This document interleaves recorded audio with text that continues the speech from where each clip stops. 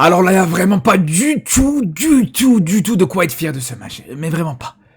Franchement, tu retires la qualification, tu retires la victoire, tu retires ces 3 points, ces 3 buts.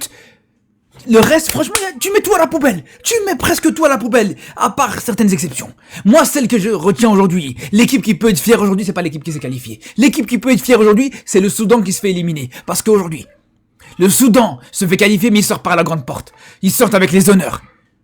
Là où le Sénégal se qualifie, c'est vrai, mais de la pire des manières, d'une manière désastreuse. Mais si tu joues comme ça en quart de finale, peu importe l'adversaire, Tunisie, Mali, si tu joues comme ça en demi-finale, mais jamais de la vie, tu vois les couleurs de cette finale de Coupe d'Afrique et encore moins de cette victoire finale.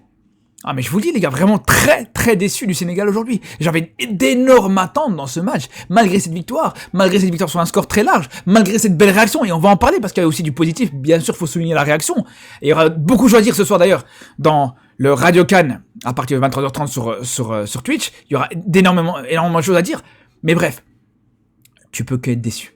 Parce que quand on voit l'entame de match, encore une fois, en fait, comme souvent, à chaque fois, le Sénégal a du mal à démarrer ses matchs. On l'a vu contre le Brésil, contre l'Angleterre, le Brésil aussi du coup, contre la RDC, sur les dernières confrontations, au Stade des Martyrs, le dernier match à Tanger aussi pareil, à chaque fois, les débuts de match sont compliqués. Les débuts de match à chaque fois sont très compliqués.